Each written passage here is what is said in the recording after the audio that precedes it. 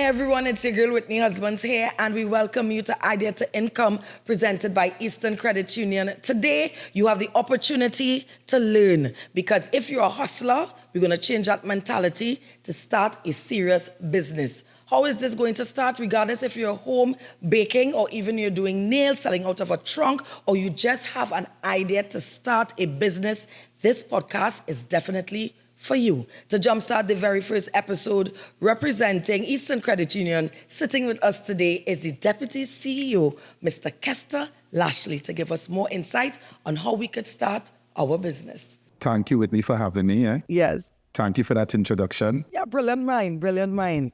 And you are one that definitely finds a way to help individuals, not just through Eastern Credit Union, but persons who know you. You're an individual who tries to share as much knowledge, especially financial knowledge, which I believe we are missing right now among our young people and even adults like myself. And you're very instrumental in that. So I had to praise you. I had to give you your kudos. I had to.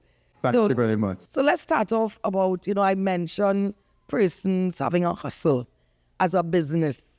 And sometimes it's not a good word to describe a business as a hustle or hustling to flip money. Tell us about where someone could start a business, a serious business. Well, Whitney, any business requires structure. It doesn't have to be like a large corporation, but you want to bring structure to your business. You must know about your customers, your own potential customers. You must have a business plan. Often we say we have a plan, but it's in our head. And I really refer to that as a dream. You must find a way to reduce that thinking, whether it's to writing, whether it's writing on a piece of paper, where it is you prepared a nice presentation. That forces you to think and to prepare and anticipate potential issues. Often we get into business, and whilst we're in business, we are now trying to troubleshoot when some of the very issues we could have mapped out beforehand and plan appropriately. Do you think we just rush to just get the business up and running because we need the money now and not understanding something simple as putting pen to paper could help? I agree that many persons, as we say, they hustle to survive, but our business is to thrive. And for that to happen, you have to put the appropriate structure in place, and you have to have the knowledge. So knowledge is key. And regardless of what you do, we need knowledge to at least have a direction of where we want to go. So we start this business, and persons believe starting a business, I need to register my name, so I have this business and it's registered, so I'm big and bad. And that's it. But is that really it? No, that is not it. Even before you register the business, you have to know what type of registration that you're doing. There are different formats, different avenues that you can take depending on the type of business. Even post-registration, there are a number of things that you have to do. You have to continue with the business. You have to file continuation letters and submit continuous documents to maintain the business. And often persons, they get involved, but they don't understand the full ambit of running a business. I would always suggest to persons, take your time, plan it out appropriately. Something that is also very important, of course, is determining the revenue structure of the business, because, of course, you want to make an appropriate assessment of your investment in the business. Now, we spoke about briefly there what you need to do to start your business. And yes, the registration is very important, and understanding the type of business that you have to register. Now, where does Eastern step into this molding of someone's business? At Eastern Credit Union, we have the MSME unit that is geared towards assisting persons with respect to setting up their business, sitting down with you and guiding you and helping persons in terms of the structure and the direction of the business. At Eastern, we believe in members helping members. And that is one of the reasons why it is we have formed such a unit to assist persons. Financial literacy is boring. It is. I mean, when you start to talk numbers, people hear the tune, oh my God. They get turned off. But it is also very important for us to understand. But how could persons find a way, or how could Eastern, I should say, find a way to bring the information in layman's terms to the man on the street, the woman on the street, for them to understand how important financial literacy is, not just to open a business, but for you to live, not survive, but to live, because we don't get it in schools.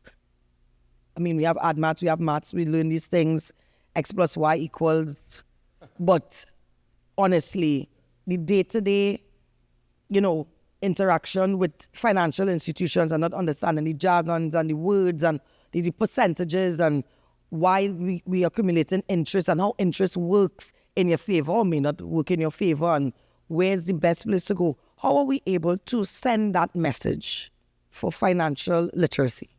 Educating our members and our future members about financial management. Yes. Numbers, I agree, can be put off to some persons, but especially if you're engaging in small business, it is very important.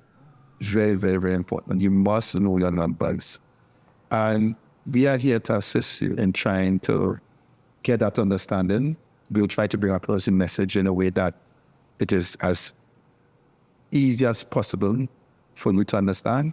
But there will come a point in time as a business owner that you must take time to understand your numbers. It's very, very important. Numbers is definitely important as you stress on. So when we say numbers, let's start basic. Starting a small business, let's say I'm selling water and I want to see where I can make a profit. And the case of water is $50. But then how are you going to make the profit to not just make back the 50, but make the profit on the case that you're trying to sell off? Where do we begin with the numbers game? It's not just about buying a case of water for $50, using an example. And let me sell it for $80 and I make a profit. You may think you make a profit, but have you factored in all the costs associated with that activity? Because there's a cost for you acquiring the case. There's a transportation, and importantly, there is a cost or a value to be attached to your time in spending in doing the activity. You may be selling the case for $80 and think, boy, I make money. But technically, you may have made a loss. And that is why we talk about difference with hostile business. Because you may have money in your pocket and say, but I'm making money. But in actual fact, you have made a loss. And that is why the numbers are important and documenting those numbers, because you have to properly identify all the costs associated with that type of business activity, so that you will know how to price your product. And even before you purchase a case, you may want to have an idea of numbers to know whether or not that is a business activity I should get involved into. There are a whole host of things to consider. Because you might be getting about 50 and somebody else may be getting at 45. They may be able to price you out. You will have to consider, where am I going to sell this water? The most effective means to sell this water. Who am I selling it to? There are a whole host of things that goes into running a business activity, and that is the difference between hustling and a proper business. With the hustle, I have money in my pocket, I make money. But with a business, you will have your numbers and you put it in a spreadsheet, as the case may be. You will then see whether or not I made money. Probably I shouldn't be involved in this business activity to begin with. And that is the kind of knowledge and information we want to share.